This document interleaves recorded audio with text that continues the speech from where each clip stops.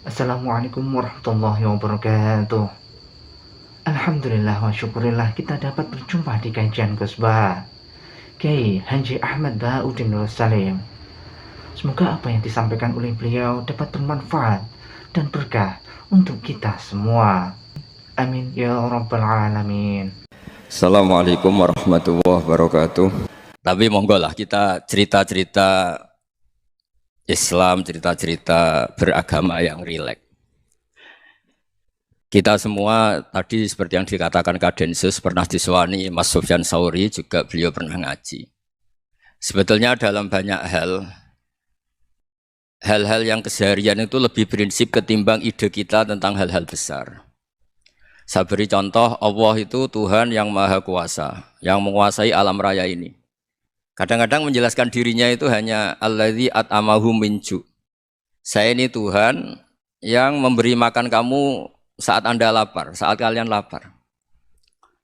Jadi untuk beriman kepada Tuhan yang Maha Esa, kepada Allah, kamu yakin yang memberi makan kamu itu Tuhan. Apapun kecewanya Anda terhadap tetangga, terhadap negara, terhadap mertua, terhadap istri, itu kecewa Anda tidak akan mati. Tapi kalau tidak makan itu mati. Sehingga Allah mensifati dirinya kadang pakai keseharian. Alladzi at'amahu min ju'. Tuhan itu siapa? Yang memberi makan kamu ketika lapar. Tapi kamu untuk syukur itu nunggu punya istri cantik, neriman, gampang diatur, membolehkan poligami. Terus 4 istri itu neriman semua, loyal semua. Itu sombong betul. Mau syukur saja kok repotnya seperti itu. Jadi mau syukur ya ada makanan dimakan. Itu. Kalau ngantuk ya tidur. Ayatnya wa min ayatihi manamukum billaili wan nahar. Maksud ayat Allah itu tidur. Nah, keangkuhan-keangkuhan ini yang menjadikan kita itu jadi repot hidup. Wong untuk syukur kok nunggu tadi. Mertua baik, tetangga baik, istri baik. Apa saja di sekelilingnya harus baik. Nah, keinginan berlebihan ini menjadikan kita lupa ada hal-hal yang paling kita butuhkan, yaitu oksigen. Kita boleh nempat di buminya Allah. Alladzi ja'ala lakumul ardo firasya. Bumi kamu tempati enak. Coba kalau gempa. Apa artinya istri 4 cantik semua kalau pas digoyang apa? Gempa. Apa artinya kamu jabat? Entah apa saja jabatannya. Kalau bumi likuifaksi, habis kamu. Kiai meskipun dai kondang umatnya jutaan, kalau likuifaksi di panggung hancur. Tapi nikmat-nikmat yang disebut Allah seperti kita kaji keseharian. Alladzi ja'ala lakumul ardo mahda. Allah itu yang menjadikan bumi dalulan, yang mudah diinjak. Famshu fi mana biya, silahkan pakai jalan-jalan. Jadi saya termasuk benar-benar kiai Jawa. Kalau kerennya kiai Nusantara atau kiai Indonesia lah. Diajari bapak saya Kiai Haji Nur Salim, diajari Mbah Maimun. Itu Islam itu keseharian. Karena ketika Anda memilih hal-hal yang serius, itu tujuan utamanya nyari ridhonya Allah. Dan ridhonya Allah bisa kamu dapatkan sesuatu yang pasti benar. Misalnya dalam sebuah hadis Sahih Muslim disebutkan, Inna wuha la yardo anil abdi idha akalal akla fayahmadahu alaiha. Au yashroba syarba fayahmadahu alaiha. Itu redaksinya, inna itu sesungguhnya. La yardo juga pakai lam taukid, juga maknanya sesungguhnya. Sungguh-sungguh Allah sangat ridho ketika seorang hamba itu makan ketika sesuap nasi dia muji Allah, ketika minum seteguk nasi dia muji Allah. Itu kalau orang diridhoni Allah itu wali betul. Itu untuk jadi wali itu gampang, kamu makan ridho, kamu nginjak buminya Allah ridho seneng, kamu hidup keseharian aman seneng. Nah ini supaya sampean kita semua ngaji betapa panduan Rasulullah untuk menggapai ridho Allah itu banyak yang keseharian sekali. Saking kesehariannya banyak dalam hadis dan itu sahih. Nabi menyebut hal-hal yang keseharian. Hatta ma tas'alu fi fimra'atika. Kamu punya uang kemudian istri kamu bisa makan itu ibadah. Bahkan sebagian ibadah itu dicontohkan Nabi yang akhirnya diprotes sahabat. Yaitu wafi buti ahadikum sodakoh, kamu menggauli istri kamu itu ya sodakoh. Sampai sahabat bilang yang benar ya Rasulullah. Ayati ahaduna syahwatahu wa huwa lahu ajrun. Masa urusan biologis, urusan syahwat kemudian dia dapat pahala. Nabi menjawab, alai salawadu'aha fi haramin akana alaihi wisrun. Bagaimana kalau dia meletakkan ke yang tidak benar itu kan dosa. Nah, Hal-hal seperti ini yang saya ingin teman-teman semua lah, semua. Saya juga agak ingin ngaji demi Anda juga agak ingin. Itu dosa sekali ngaji kok pesanan kelompok tertentu itu nggak boleh. Islam itu untuk semua. Jadi ya cuma karena di depan saya jenengan ya seakan-akan jenengan korbannya. Itu ada ilmunya dalam usul fikih itu. Jadi orang itu harus ngaji usul fikih. Nama yang disebut, mungkin Mas Sufyan masih ingat zaman ngaji usul fikih. Nama yang disebut itu tidak jaminan sebagai prioritas perintah. Jadi misalnya gini, kebetulan yang di depan Nabi itu Abu Dzar. Nabi ya bilang, ya Abu Dzarin ini uhibbuka misalnya, atau ya Mu'ad ini uhibbuka, atau ya Abu Hurairah ini uhibbuka misalnya. Banyaklah riwayat yang Nabi nyebut ya Abu Dzarin, ya Mu'ad, ya Abu Hurairah. Kemudian misalnya Nabi meneruskan khitab, ini uhibbuka, saya mencintai kamu, fakul dubur sholatin, atau sebagian riwayat disebut fala tada'anna dubura kulli sholatin, Allahumma inni ala dzikrika wa syukrika wa husni ibadatik. Saya mencintai kamu, siapa saja. Mu'ad bisa, Abu Dzar bisa siapa. Saya mencintai kamu, mohon kalau habis sholat kamu jangan lupa wiridan Allahumma a'inni ala dzikrika wa syukrika wa husni ibadatik. Ya Allah, tolong kami permudah supaya mudah ingat engkau. Anda tidak bisa mentang-mentang, wong nama saya Parmin, nama saya Purnomo, itu yang diperintahkan Mu'ad misalnya. Jadi yang disebut satu, tapi khitab itu untuk siapa saja. Saya teruskan ya. Jadi saya mohon semua kita melakukan kebaikan itu kalau dalam kaidah fikih disebut al yakin la yuzalu bisyak. Banyak kebaikan yang kebenarannya itu 100%. Tidak punya efek samping ke pihak lain, ke kelompok lain, ke komunitas lain. Yaitu tadi misalnya Anda makan dan itu murah sekali, hanya butuh satu piring. Setiap kunyahan kamu muji Allah, setiap minum kamu muji Allah. Itu redaksinya Rasulullah SAW disebut Allah sangat ridho ketika seorang hamba makan, kemudian dia memuji Allah. Atau minum, kemudian dia muji Allah. Logikanya gampang, negara seperti ini yang kamu harapkan bentuknya kayak apa, mertua, ipar, komunitas, tetangga. Itu nyata terjadi itu kan belum pasti. Sementara yang mesti terjadi adalah kamu butuh makan, kalau tidak mati. Butuh minum, kalau tidak mati. Butuh bumi yang nyaman ditempati, kalau tidak kita juga mati. Sebab itu Allah kalau menyebut nikmatnya itu hal-hal yang keseharian. Alladzi at'amahum min ju'. Allah itu siapa? Allah itu yang menciptakan kamu bisa makan. Tidak berlebihan, Allah itu yang menciptakan kondisi sosial itu ideal. Zaman Nabi itu ya ada orang munafik. Orang-orang pilihan Allah itu juga diuji orang sekelilingnya yang macam-macam. Semua diuji sesuai konteks zaman dan waktu. Nah, tapi ada ibadah-ibadah yang selalu disarankan Nabi. Sampai Nabi itu pernah ditanya, Ayul Islam ya khairun ya Rasulullah, Islam terbaik itu gimana? Jawaban Nabi itu unik. It'amu to'am. Islam terbaik itu ya makan-makan, santai-santai. Ketika Allah menyebut beberapa kebaikan, falak tahamal aqobah wa ma adrokan apa? Mal akobah. Terusannya apa? Fakku rokobah. Terusannya apa? Au it'amun fi yaumin di masubah. Ya itu acara makan-makan itu juga Islam. Kenapa? Ya bayangkan kalau tidak ada makanan kita mati kan?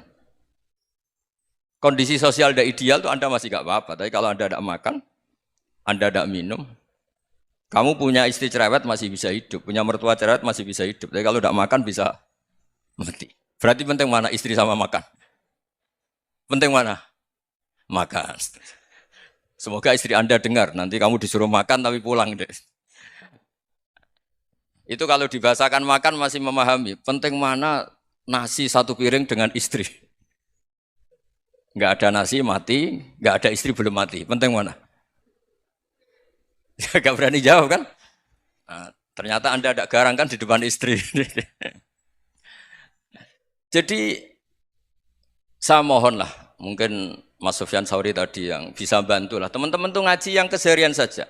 Karena kita nyari ridho Allah itu berdasar firman Allah. Dan firman Allah itu menyebut keseharian tuh riang, gampang. Yaitu tadi misalnya wa min ayatihi manamukum billaili wanar. Termasuk ayat-ayat Allah itu kamu tidur. Maka dulu itu ada guyonan, ada tokoh Mu'tazilah, kelompok dalam Islam yang berpikir manusia itu bisa menentukan ikhtiarnya sendiri. Karena saya bisa duduk, ingin berdiri, berdiri. Karena kelompok ini nggak terima kalau semua kehendak Allah, nanti bagaimana kalau semua kehendak Allah kok ada hisab ya, ada sanksi. Lucunya itu Dia akhirnya, ini cerita ya, mencintai seorang perempuan, cantik sekali. Dan itu dia menjadi ahli sunnah itu oleh hal-hal yang sepele. Karena istrinya cantik, ya namanya suami istri itu hubungan intim. Terus ditanya, Mas, masih ingin lagi? Masih. Silahkan diulang lagi. Wah ya tidak bisa. Katanya manusia bisa menentukan yang diinginkan. Itu tobat itu. Itu nggak bisa ditobatkan Mas Sufyan Ats-Tsauri. Orang cantik yang mudah nobatkan orang itu orang cantik. Segampang itu. Akhirnya kita tahu, makanya kalau dalam kitab Hikam itu disebut al-aqil mayakul madza yaf'alu wa hubi wal ghafil mayakul madza af'al. Orang yang punya akal karena sadar ini wilayah Allah, semua milik Tuhan. Itu dia tiap hari berpikir, besok Allah akan melakukan apa terhadap dunia ini. Kamu merencanakan suatu mau plesir ternyata gempa. Mau wisata ke Rusia ternyata perang. Kamu tidak pernah tahu apa yang akan terjadi besok. Wa ma tadri nafsum madza taksibu ghadan. Tapi anda semua kita ini sering punya jadwal permanen. Makanya saya kalau diundang siapa saja, sana takdir. Yang jelas Gus ini acara penting. Ya masih acara penting nak pangeran ngersakno piye. Kok ape dadi pangeran, kamu kok mau jadi Tuhan. Itu kadang ya kiai gitu. Penting Gus acara ini jenengan harus memastikan bisa. Loh kamu itu yang ngajarin tauhid, sesuatu itu biadillah kok bilang-bilang apa pasti. Kalau maksa terus tak tobatkan dong kamu kata saya itu. Ya kalau gitu Gus bilang insya Allah. Wah itu hati saya, fisik saya, roh saya sudah bilang insya Allah. Tidak usah kamu latih kata saya. Nah hal-hal tauhid keseharian itu gampang sebetulnya. Wal ghafil yaqulu madza af'al. Tapi orang yang lupa Allah dia setiap hari bilang besok apa? Kita bisa melakukan apa? Seakan-akan dia itu aktor, dia penting, dia subjek permanen, dia. Padahal kita ini hanya objek kehendak Allah Subhanahu wa taala. Karena kita yakin sesuatu yang terjadi di alam raya ini kita tidak bisa apa-apa. Makanya saya sering ngaji, sering bilang saya. Ketika Anda mensifati Allah, Dia yang menghidupkan. Sudah itu tanamkan sehingga ketika kita mati santai saja. Kenapa santai? Allah punya cara menghidupkan kita. Zaman kita hidup juga gak tahu caranya ngelola jantung, ngelola paru-paru. Kamu juga gak tahu ngelola oksigen yang tidak beracun, tidak mengandung polusi. Tahu-tahu hidup. Gak ingin tua ya tahu-tahu tua. Gak ingin mati tahu-tahu mati. Selama ini kita hidup juga gak tahu apa sebetulnya. Hanya gaya tok, punya jadwal, punya planning. Kalau kamu bisa menentukan pilihan Anda, pasti Anda istrinya cantik, 4 neriman semua, kona'ah semua. Nyatanya enggak kan? Ada 1 jelek, cerewet. Wah itu kan, nyatanya enggak bisa apa-apa Anda kan? Dan kamu bawa mati lagi. Itu kan, istri Anda juga gitu, punya keinginan, punya suami yang ganteng, yang jabat, yang neriman, yang enggak poligami. Ya enggak kesampaian juga. Kalau kita ngitung tingkat kegagalan kita itu gagal terus. Ya kan? Nah, terus ingat Allah. Madza yaf'alu wa bi. Orang yang punya akal selalu berpikir Allah itu menghendaki apa terhadap saya. Lalu sama-sama orang itu. Ngelihat orang yang serius. Itu kata Anda itu pemikir berat, serius. Senang punya tokoh yang merengut karena kamu anggap serius. Tapi sebagian orang anggap orang yang serius itu wong merengut, wong masam, wong muka kok ditekuk. Jadi sama itu hati ya muqallibal qulub tsabbit qalbi ala dini karena kita enggak tahu cara berpikir kita tentang orang lain, tentang sekeliling kita. Misalnya kita orang baik yang jenis ngrumat fakir miskin. Ada orang bangun masjid mewah itu janggal. Apa artinya masjid mewah kalau banyak orang kelaparan? Tapi kalau yang jenis pendidikan apa artinya masjid mewah kalau enggak bisa ngaji? Nanti yang jenis infrastruktur apa artinya ini kalau semuanya punya sudut pandang yang berbeda-beda. Dan Islam mengapresiasi semua kebaikan. Tapi katakan semua kebaikan itu adalah kehendak Allah Subhanahu wa taala. Karena apapun baik Anda itu pakai fasilitas yang diberikan oleh Allah Subhanahu wa taala. Sehingga ini yang disebut qulillah tsumadarhum fi khawdihim yal'abun. Ya kembali tadi ke tema-tema bahwa keseharian Anda ini sudah Islami. Saat Anda tidak bisa melakukan apa saja. Saya sering ada jenazah, biasanya kalau tetangga meninggal saya sering disuruh ngelepas. Saya bilang orang ini baik karena sering ngelamun di rumah, sering nganggur di rumah. Ditanya sama anaknya, kenapa Gus nganggur baik? Ya kalau dia nganggur artinya juga enggak berbuat sesuatu yang maksiat kan? Ya kan? Orang nganggur di rumahnya ya enggak bunuh orang, enggak maling, enggak korupsi, ya namanya nganggur di rumah. Lah cuma istri cara pandang nganggur enggak menghasilkan uang gitu. Tapi juga gak menghasilkan kriminal kan. Jadi sebenarnya Islam itu makanya kalau sampai ngaji usul fikih itu ada kitab usul fikih namanya Lubul Usul, itu terkenal sekali di pesantren itu. Itu kalau ngapresiasi keseharian itu luar biasa. Izma min mubahin illa wa yatahaqqaqu bihi tarku haramimma. Karena keseharian yang mubah saat Anda lakukan itu ada kehebatan yang luar biasa, yaitu meninggalkan haram. Makanya dulu banyak orang-orang alim ketemu temannya itu guyon sampai semalaman. Itu biasanya yang semangat Islam itu kiai kok ndak tahajud, kiai kok ndak witir. Orang yang sedang mapan uangnya banyak, malam itu ndak kelayaban itu sudah luar biasa. Melawan nafsu supaya tidak maksiat itu sudah luar biasa, supaya lupa guyon sama temannya semalaman sampai subuh. Gejolak-gejolokan ngenang zaman miskin, zaman kuliah gak jelas, zaman apa. Melihatnya jangan tarkut tahajud. Seperti ini meninggalkan tahajud, tapi meninggalkannya ini talkul muharramat. Jadi kayak apa hebatnya? Sehingga Imam Ghazali punya riwayat yang agak unik. Hatta takuna ibadatu akhiri hadil ummah iku an-naum. Sehingga suatu saat ibadah terbaik umat ini itu tidur. Itu kan riwayat kontroversi. Ketika Imam Ghazali ditanya, kenapa iya? Kenapa kamu mulai keluar dari rumah itu sudah banyak maksiat? Melihat perempuan yang enggak mahram, melihat fenomena. Tapi kalau kamu tidur itu enggak melihat apa-apa.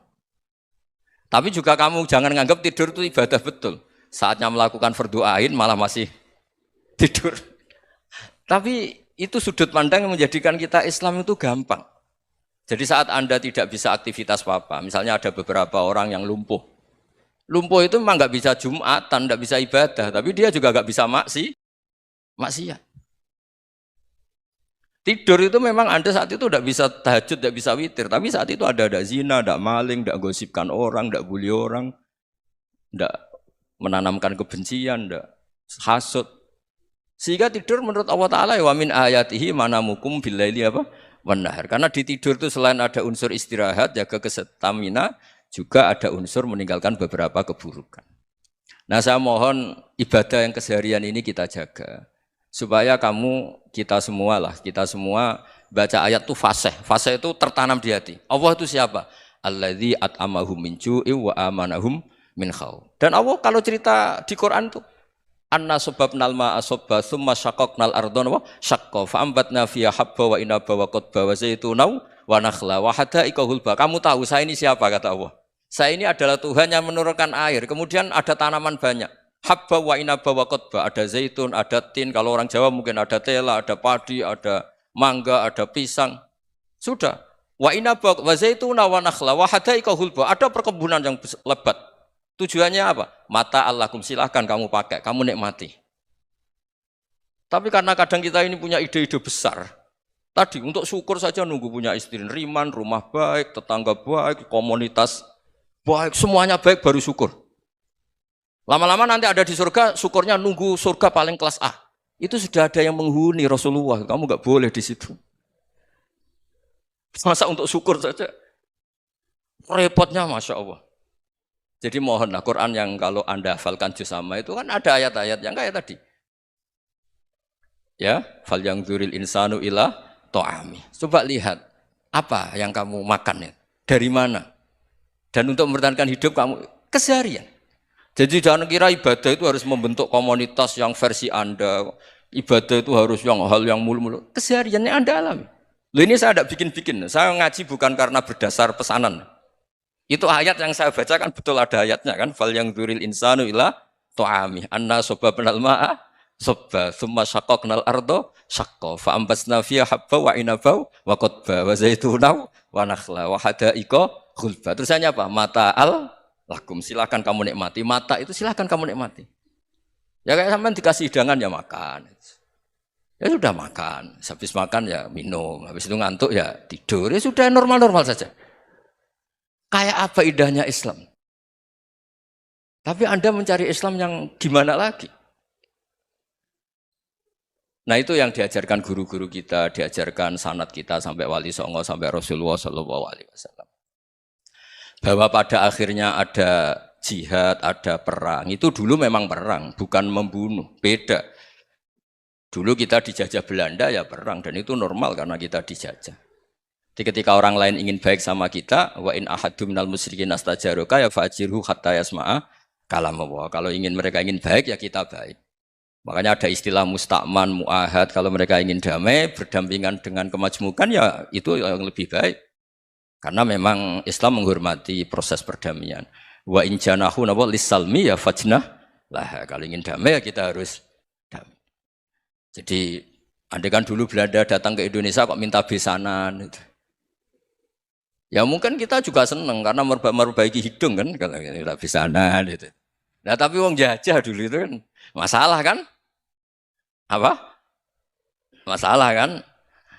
Jadi saya mohon ya, jadi apa ya?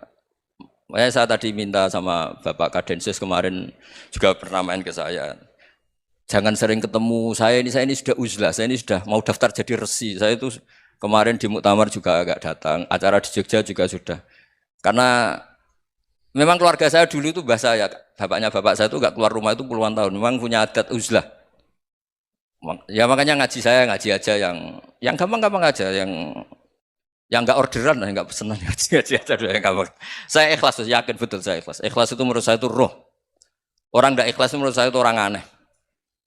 Ikhlas itu gampang, sudah saya bilang. Kalau kamu yakin ilmu itu milik Allah, ngasihkan juga ikhlas itu milik Allah. Apa sih yang kamu punyai sehingga kamu tidak ikhlas? Uang milik Allah, energi kita milik Allah, bumi milik Allah. Kemudian kamu merasa memiliki. Merasa memiliki itu kalau dalam ilmu tasawuf sudah kesalahan kan. Bagaimana Anda punya? Coba tahu-tahu tanah itu kok milik Anda. Karena saya beli, Gus. Saya beli dari orang, dari Zaid. Padahal yang asli punya itu Allah. Apa benar kamu pernah beli sama Allah? Zaid ini pemilik nisbi, pemilik yang enggak sebenarnya kan. Ya enggak? Yang benar-benar pemilik itu Allah. Kok kamu ngerasa itu bumi kamu itu atas nama apa? Coba. Milik kan harus beli atau dikasih. Tidak semua kan? Nah, makanya terus famshu fi manakibiha dan Allah menyebutnya, sudah saya ini yang menciptakan bumi. Waladzi ja'ala lakumul arda dalulan. Dan Allah menyebutnya sederhana, famshu fi manakibiha, silakan jalan-jalan. Terusannya apa? Wa kulu mirizki, silakan makan-makan. Jadi Islam itu yes. Ya, makanya kiai-kiai itu ada acara makan, sampai ada guyonan fikuli makanin makan di setiap tempat ya makan. Nggih ngoten guys, pokoknya sing gampang-gampang mawon nggih. Nggih Mas Sufyan nggih sing gampang-gampang mawon nggih. Assalamualaikum warahmatullahi wabarakatuh.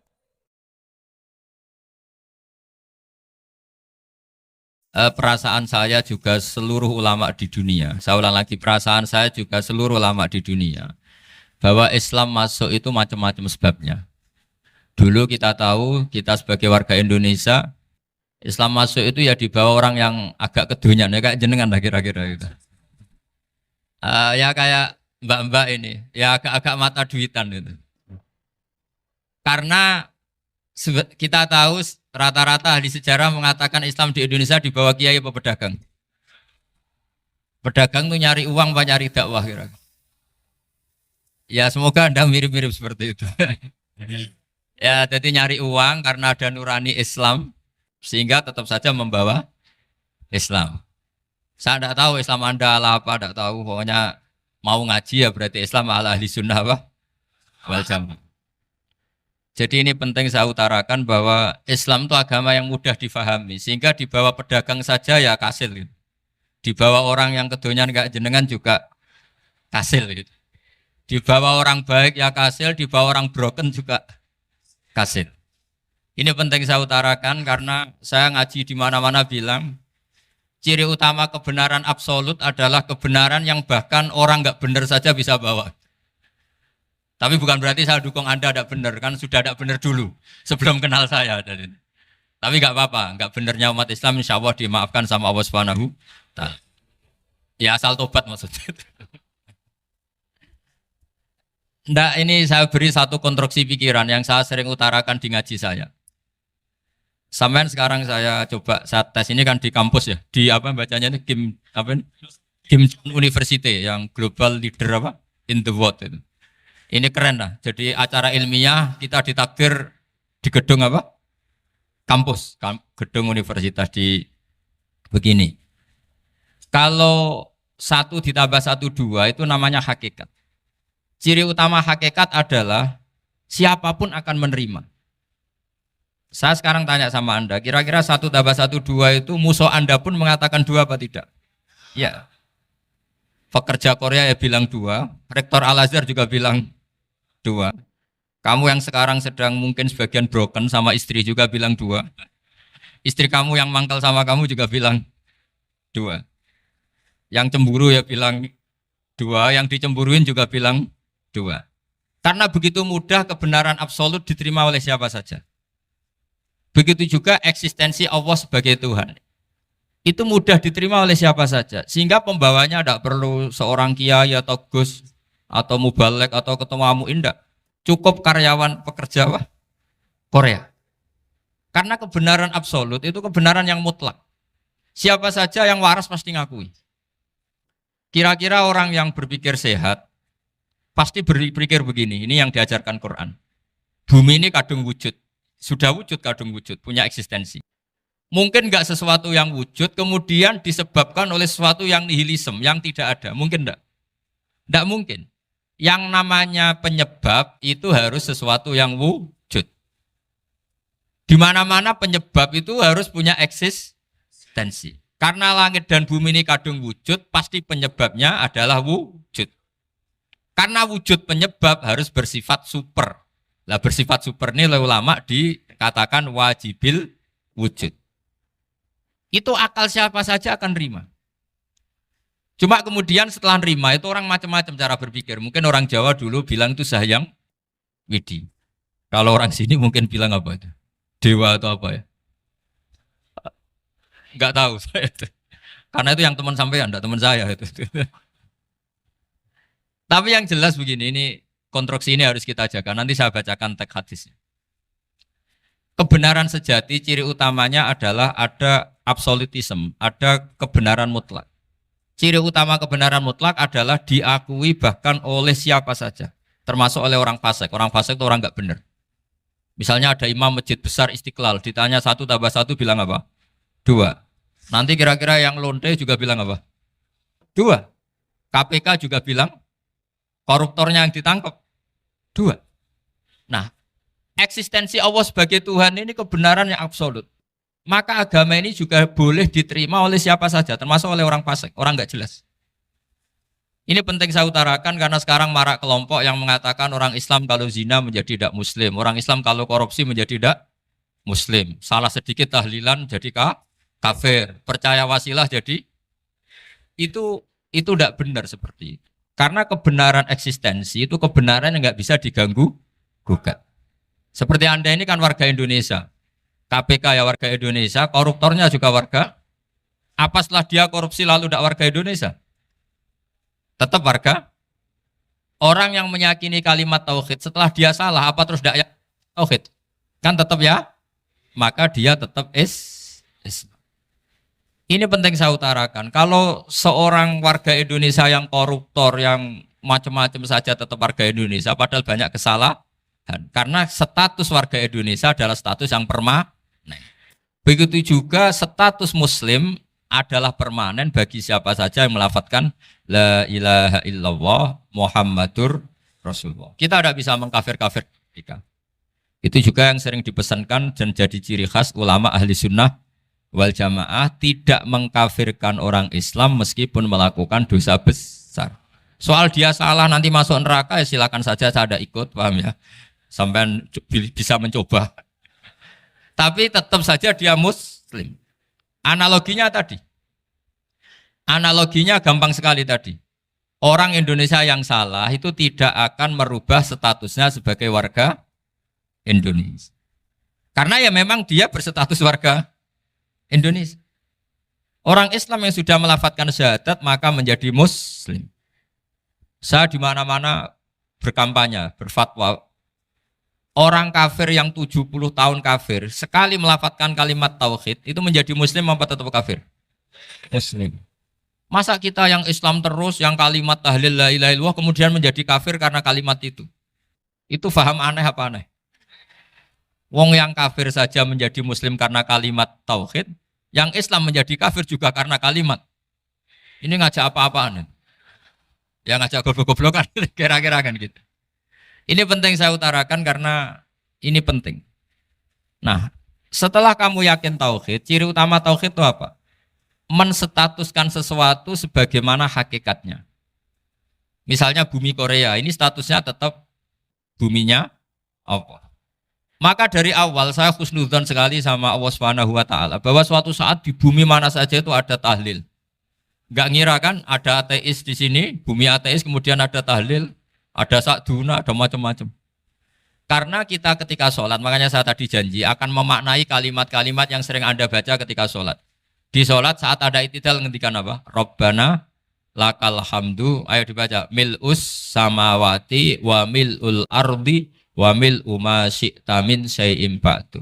Sama nani secara tradisi pesantren, Rabbana do pangeran kita, laka iku kaduwe panjenengan alhamdulillah segala puji. Engkau punya segala puji. Mil'us samawati, yang pujian itu memenuhi langit. Tentu langit itu penuh dengan pujian. Semua malaikat bertasbih, bertahmid. Karena malaikat tidak ada yang kerja di pabrik, itu tasbih terus gitu. Nggak ada yang nyari uang, nggak ada yang cari won ya. Apa won ya kalau bahasa?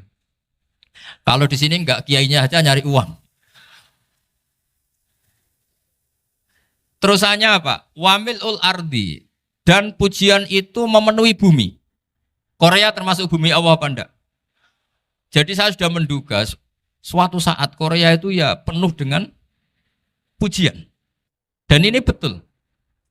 Siapa yang ngira kalau di bumi Korea ada yang hafal lagu Sakduna itu? Itu lagu kesayangan guru kita semua, Kiai Haji Maimun Zubair. Gak ada yang ngira. Siapa yang ngira kalau di sini ada ngaji seperti ini?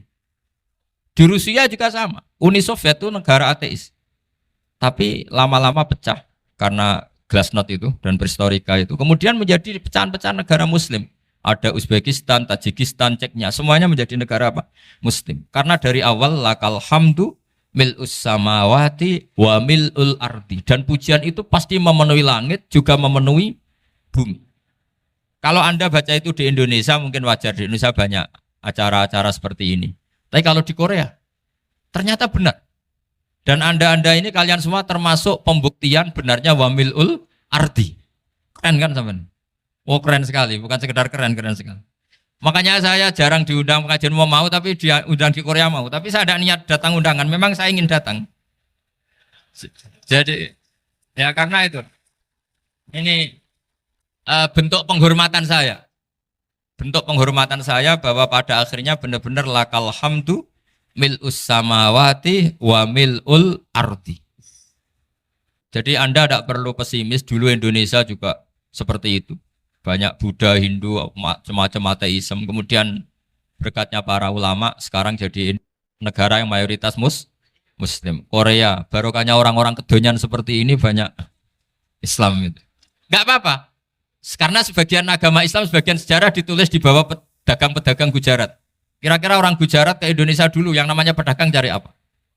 Uang. Tapi namanya orang Islam, hatinya tetap adanya tauhid. Nyari uang ya tetap sambil dakwah. Kalau yang ke Korea langsung kiai mungkin tidak seramai ini Islam. Karena kalau kiai datang langsung dicurigai jadi misionaris. Jadi ribet malah. Tapi kalau sampean nggak ada yang curiga. Namanya pekerja, pekerja saja nyari uang. Dan itu memang fakta. Cuma kadang ya sadar terus ya bagus lah seperti itu. Nggak apa-apa. Maksud saya ini saya memberi support, memberi tasjek bahwa Allah itu luar biasa. Jadi kalau ingin menyebarkan agamanya macam-macam.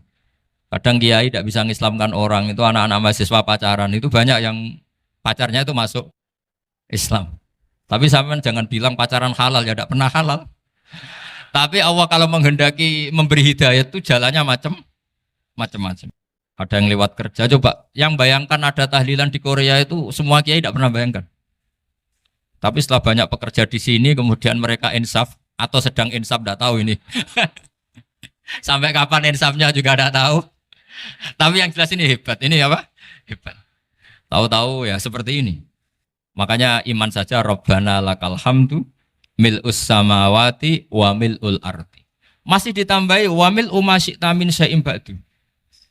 Karena Allah itu zat yang tidak terperikan, zat yang tidak terbatasi. Maka pujian di langit dan bumi ini masih kurang. Masih ada apa saja yang nanti akan dipenuhi oleh pujian kepada Allah Subhanahu wa ta'ala. Wa mil'u ma syi'ta min syai'im ba'du. Dan pujian kepada Engkau ya Allah akan memenuhi semua ruangan yang Engkau kehendaki. Mungkin suatu saat negara-negara yang sekarang yang paling minim Islam itu di Amerika Selatan. kayak di Argentina dan sebagainya. Itu nanti suatu saat juga penuh dengan pujian karena tetap Rabbana lakal hamdu mil'us samawati wa mil'ul ardi wa mil'u ma syi'ta min syai'in ba'd. Saya di Jogja setiap akhir ngaji saya ajarin wiridan. Mungkin wiridan ini tidak asing bagi jenengan karena sering saya baca subhanallah wa bihamdihi adada khalqihi wa ridha nafsihi wa zinata arsyihi wa midada kalimat. Bahwa kita memuji Allah itu adada khalqi sesuai jumlah makhluk Allah. Semua makhluk Allah meskipun kelihatannya mengecewakan, ini semuanya memuji sama Allah Subhanahu wa taala. Meskipun kadang kita kecewa, kadang kita tidak cocok. Coba barokahnya Anda ini agak-agak kecewa gitu dengan Indonesia karena nggak menyediakan lapangan kerja untuk Anda. Tapi ya nggak kecewa-kecewa amat ya, agak-agak saja. Karena Anda tetap semua mencintai Indonesia. Gara-gara agak-agak kecewa cari negara lain. Akhirnya di Korea, ada yang di Jerman, ada di Inggris. Tapi bawaan pernah ngaji di musola, Islam ini ke bawah. Sehingga karena Islam ini ke bawah, tahu-tahu ada komunitas yang memikirkan Islam. Umumnya orang mikir Islam itu ya bikin masjid. Kalau di Korea unik nyewa apa?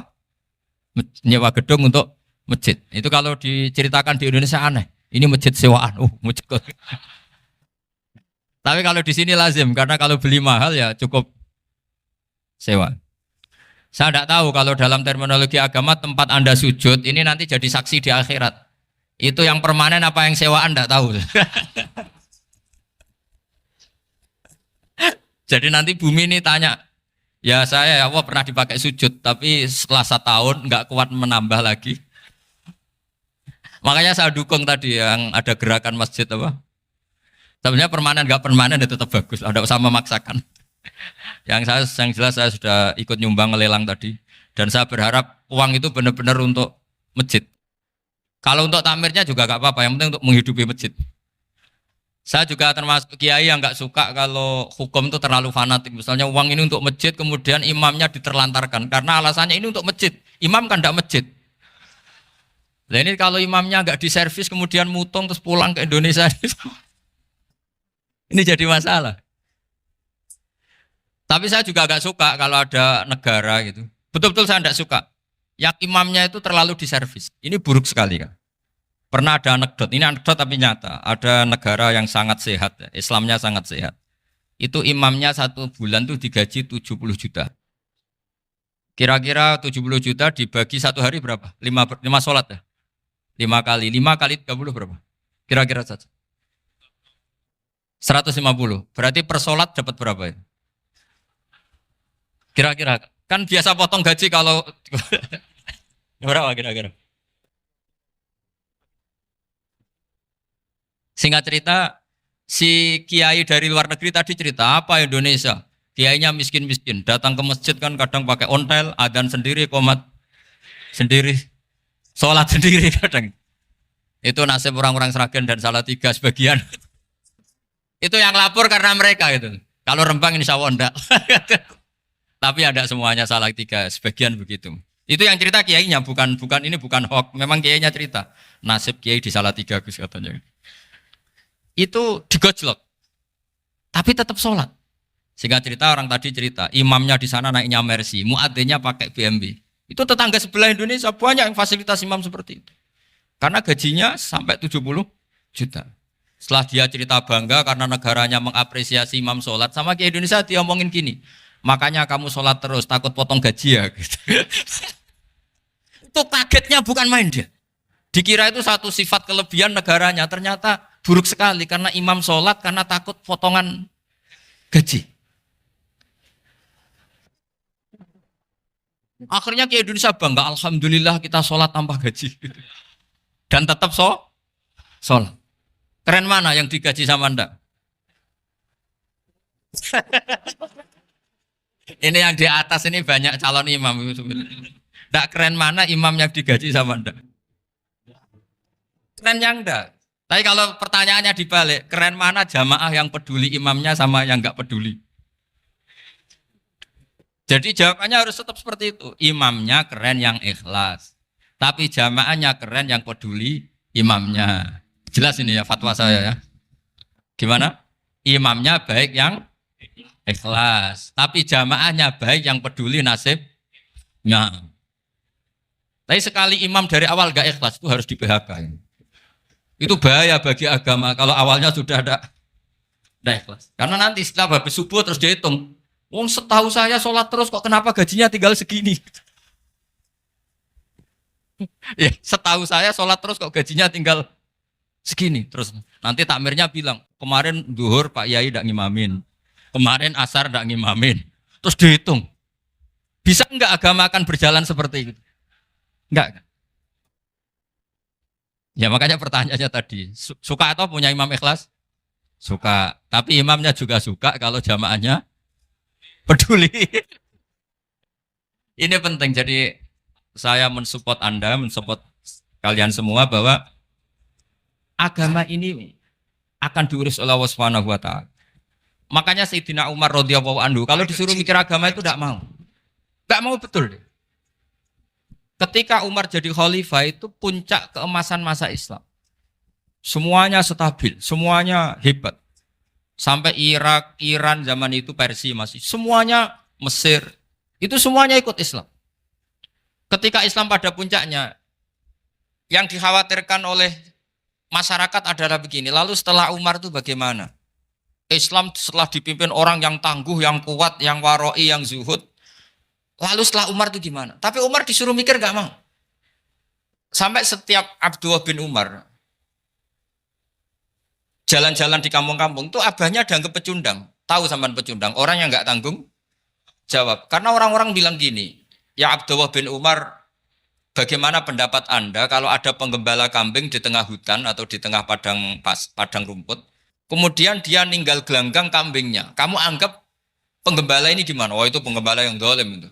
Pasti kalau kambing ditinggal ya kacau. Apalagi ini ummatu Rasulullah Shallallahu Alaihi Wasallam. Ini abah kamu tidak pernah wasiat, tidak pernah ngatur suksesi. Lalu Islam setelah dia bagaimana? Suruh dia ngomong penggantinya siapa? Karena beliau sudah sepuh harus ada suksesi. Akhirnya Abdullah bin Umar lapor ke Umar. Ini gimana bah orang mengkomplain begini. Apa kata Umar? Agama itu beda dengan kambing katanya. Agama itu milik Allah Subhanahu. Mbok saya pikir, tidak saya pikir tetap jalan.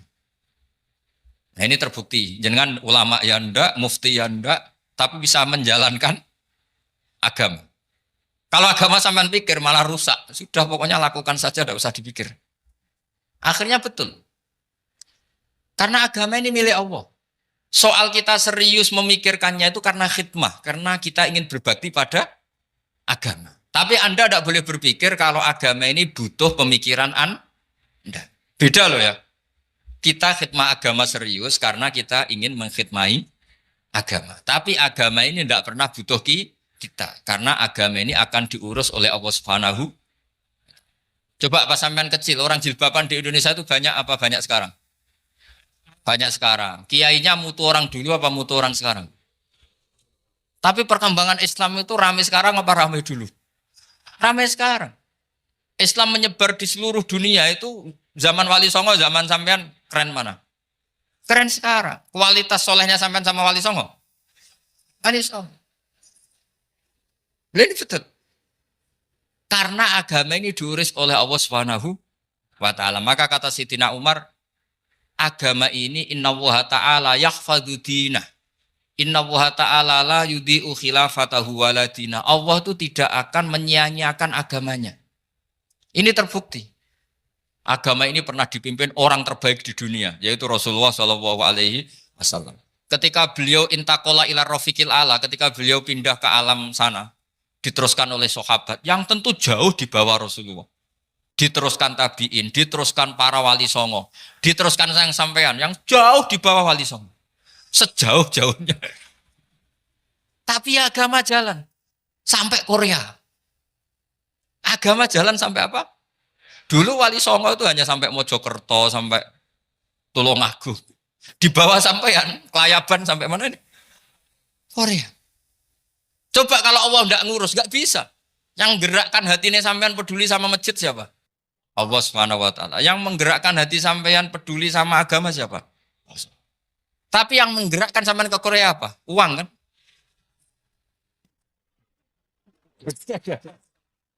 Nggak, nggak apa-apa, jujur saja, jujur ya, ada. Santai aja. Ini bagian dari keramatnya jenengan. Niatnya agak bener tapi dibenerin Allah di sini.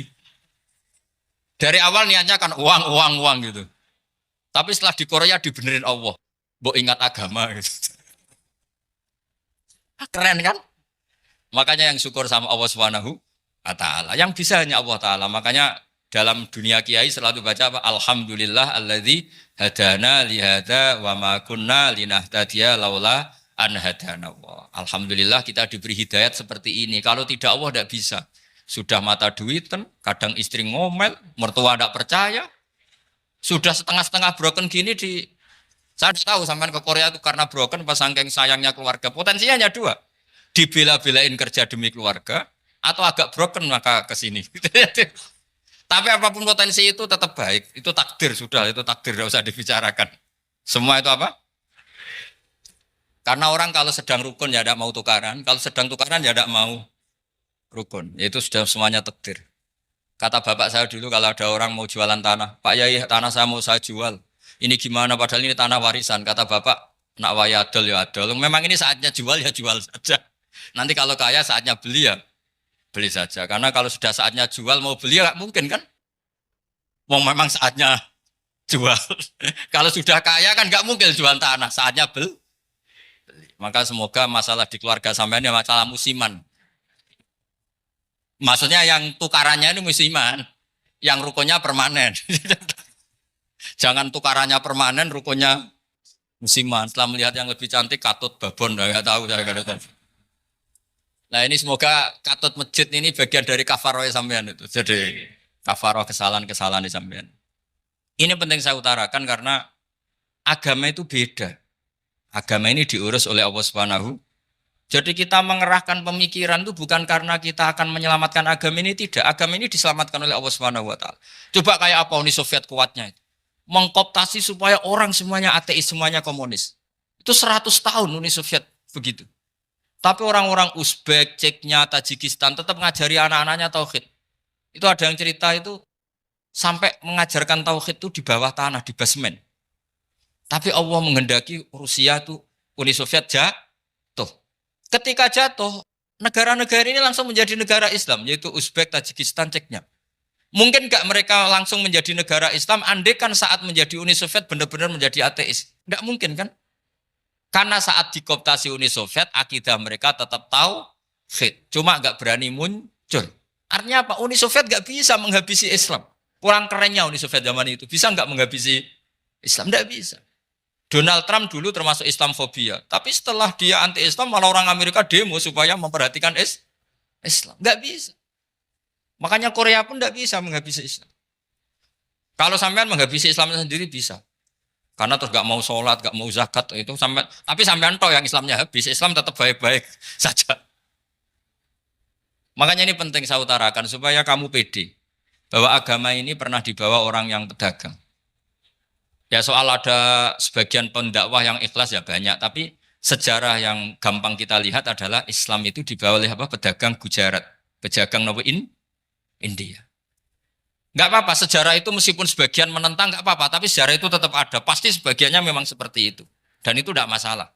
Saya ulang lagi, itu tidak masalah. Coba dulu pemain bola kalau di Inggris itu kalau mau sholat susahnya bukan main. Apalagi kalau mau puasa. Kalau di sini kerja puasa katanya mati lu kalau apa? Puasa. Kalau mau sholat katanya dicari mana ini berhalanya kok. Kata orang-orang ateis kan gitu, dicarikan patungnya. Kali ini sholat kok gak ada patungnya, ini gimana ini. Ya ngalamin gitu. Tapi Allah Maha Kuasa. Banyak investor mana itu, Dubai atau Qatar, yang tertarik investasi di dunia bola. Kayak Sulaiman Al-Fahim, makanya beli Manchester City. Itu sekarang pelatihnya negara orang sholat gak berani, bahkan di tengah stadion dibangunkan masjid. Kalau sampai daftar jadi muadzin bisa. Apa nyanyi Sakduna di sana juga bisa. Dulu Aljazair bencinya bukan main. Apa Perancis sama orang Islam itu bencinya bukan main. Barokahnya Zidane pemain bola dan juara dunia. Terus Zidane turunan Aljazair. Akhirnya orang Perancis itu mencintai Islam. Itu barokahnya sepak bola. Allah punya sekian cara untuk mengenalkan Islam. Di Prancis dikenalkan lewat pemain sepak bola. Nah, di Korea ini yang agak unik dikenalkan lewat pecinta wong. Saya jamin ini tidak apa-apa, sudah tidak apa-apa, sudah aman, aman. Jamin aman. Pokoknya alhamdulillahilladzi hadana lihada wa ma kunna linahtadiya laula an hadana. Karena agama ini dibawa oleh Allah Subhanahu wa taala, yang menjaga juga Allah Subhanahu wa taala. Sama tidak usah khawatir. Kalau ada kelompok tertentu yang mengkhawatirkan Islam, sekarang Islam bahaya gini-gini, itu kurang rojak, itu kurang optimis itu. Harapannya sama Allah tipis, harus ngaji lagi. Agama ini limangka nayarjuwa hawal yaumal akhir. Agama ini bagi yang terus-menerus berpengharapan kepada Allah Subhanahu wa taala. Agama ini limangka nayarjuwa, coba bahasa Arabnya roja yarju rojaan. Maknanya harapan. Jadi agama ini bagi yang selalu berpengharapan, bukan yang pesimis, bukan yang hati kecil, apalagi yang tukang putus asa. Coba agama ini begitu luar biasa, dibawa orang yang macam-macam. Tadi di Prancis itu dibawa oleh pemain apa? Bola. Ada masjid di Inggris itu ya dibawa mahasiswa-mahasiswa itu yang dulu sebagian yang nggak pernah ngaji, setelah di Inggris bikin komunitas pengajian. Di Korea dibawa tadi pecinta apa? Tapi lama-lama cinta Tuhan. Karena ya memang sebenarnya sudah cinta Tuhan. Cuma ya cara cinta ini nunggu punya uang Ya sudah, alhamdulillah seperti ini sudah luar biasa sudah. Insya Allah diterima oleh Allah Subhanahu wa taala. Saya selalu berharap semoga ini tetap satu bukti bahwa Allah itu harus kita sembah di mana-mana. Karena tadi Allah akan selalu Rabbana lakal hamdu mil'us samawati wa mil'ul ardi wa mil'u ma syi'ta min syai'in ba'du. Bahwa pujian kepada Allah akan selalu memenuhi langit dan memenuhi bumi. Bumi Korea termasuk buminya Allah. Makanya pegangan yang saya minta sama pengurus untuk di-share adalah Dawai Rasulullah Shallallahu Alaihi Wasallam. Mungkin nanti panitia harus mengeser itu. Ini Musnad Ahmad, riwayat dari Imam Ahmad. Al-Bilad bila dua. Sudah punya? Nanti di-share ya yang gitu. Al-Biladu bila dua. Bahwa negara hakikatnya adalah negara Allah. Wal ibad ibadullah. Semua hamba hakikatnya adalah hamba. Di hadis itu fahaitsuma asabta khairan fa'akim. Kapan saja kamu menemukan kebaikan di tempat Anda berdomisili, fa'akim. Kamu enggak apa-apa di situ. Kamu di sini dapat uang, dapat masjid, dapat sewa masjid. Enggak tahu sewa apa permanen, pokoknya itu bagus gitu. Buminya dirayu. Bumi meskipun ini enggak permanen, tapi tetap jadi saksi loh ya. Harus ada kompromi ini. Karena kalau dengar orang Indonesia jadi aneh, masjid kok nyewoi. Tapi aneh di Indonesia, ada aneh di sini. Sampean tenang saja. Tentu malaikat pencatat di sini juga sudah tahu kalau sebagian masjid itu sewaan. Jadi ya ada eskal-eskal amat lah, sudah. Enggak janggal-janggal amat karena kondisional Jadi saya nanti minta panitia supaya mengeser tadi hadis riwayat siapa? Imam Ahmad bin Hambal yang diriwayatkan oleh salah satu minal asroh al-mubasyarina bil jannah, yaitu Zubair bin Awam. Nabi ngendikan al-biladu biladullah, negara mana saja adalah negara Allah. Wal ibad ibadullah, semua hamba adalah hambanya Allah. Fahaitsuma asabta khairan, di mana saja kamu mendapatkan kebaikan, fa'akim, kamu tidak apa-apa berdomisili di situ. Ya saya mohon ini penting sekali. Pokoknya saya mohon kalimat tauhid ini dijaga. Karena kalimat tauhid ini kata semua ulama kasyajaratin thayyibatin asluha tsabitu wa far'uha fis sama. Dan kalimat tauhid ini pasti tu'ti ukulaha kullahinim bi'izni rabbiha. Kalimat tauhid yang dibawa umat Islam seluruh dunia. Meskipun dia orang fasik, orang enggak benar, tetap tu'ti ukulaha kullahinim bi'izni rabbiha. Kalimat ini akan membawa berkah bagi orang yang dihinggapi atau didomisili umat Islam. Coba sebagian nanti orang Korea menjadi muslim itu karena di sini ada komunitas pekerja muslim, kemudian menyisakan atharul Islam. Jejak-jejak Islam. Enggak apa-apa. Pasti kalimat ini tu'ti ukulaha kullahinim bi'izni rabbiha. Jadi kalimat tauhid adalah kalimat yang kata Allah tu'ti ukulaha kullahinim bi'izni rabbiha. Anda tidak usah khawatir bahwa apa yang Anda lakukan apapun kecilnya akan ditulis oleh Allah Subhanahu wa taala. Kata Allah wa naktubu ma qaddamu wa atharahum. Di mana di surat Yasin itu? Inna nahnu nuhyil mauta wa naktubu ma qaddamu wa atharahum. Saya bisa menghidupkan orang mati dan semua amal kalian saya tulis kata Allah. Wa atharohum dan jejak-jejak yang pernah kalian lakukan juga ditulis. Sahabat beriman yang dirahmati Allah Subhanahu wa taala. Kiai Haji Ahmad Bahauddin Nur Salim atau lebih dikenal sebagai Gus Baha, lahir 29 September 1970, merupakan penceramah yang berasal dari Rembang, Jawa Tengah. Beliau dikenal sebagai salah satu ulama ahli tafsir Al-Quran dan merupakan murid dari Kiai Haji Maimun Zubair. Gus Baha merupakan putra dari seorang ulama pakar Al-Quran dan juga pengasuh pondok pesantren Tahfidzul Quran, yaitu Kiai Haji Nur Salim Al-Hafidz dari Narukan, Kragan, Rembang. Kiai Nur Salim merupakan murid dari Kiai Arwani Kudus dan Kiai Abdullah Salam, Kajen Mergoyoso Pati. Nasabnya bersambung kepada para ulama besar. Bersama Kiai Haji Hamim Zazuli Gusmi, Gus Baha mulai gerakan Cantiko, jamaah anti koler, yang menyelenggarakan kajian Al-Quran secara keliling. Cantiko kemudian berganti nama Mantap, Majelis Nawaitu Topo Broto, lalu berubah menjadi Zikrul Ghafilin. Kadang ketiganya disebut bersamaan, Cantiko, Mantap, dan Zikrul Ghafilin. Dari silsilah keluarga ayah, Gus Baha merupakan generasi keempat ulama-ulama ahli Al-Quran. Sedangkan dari silsilah keluarga ibu, Gus Baha menjadi bagian dari keluarga besar ulama Lasem. Dari Bani Mbah Abdurrahman, Bai Syaiban, atau lebih dikenal dengan Mbah Sambu. Alhamdulillahirrabbilalamin. Telah kita simak bersama kajian Gus Baha, Kiai Haji Ahmad Bahauddin Nur Salim. Semoga dapat bermanfaat dan berkah di dunia sampai akhirat. Demikian yang dapat kami sampaikan. Wassalamualaikum warahmatullahi wabarakatuh.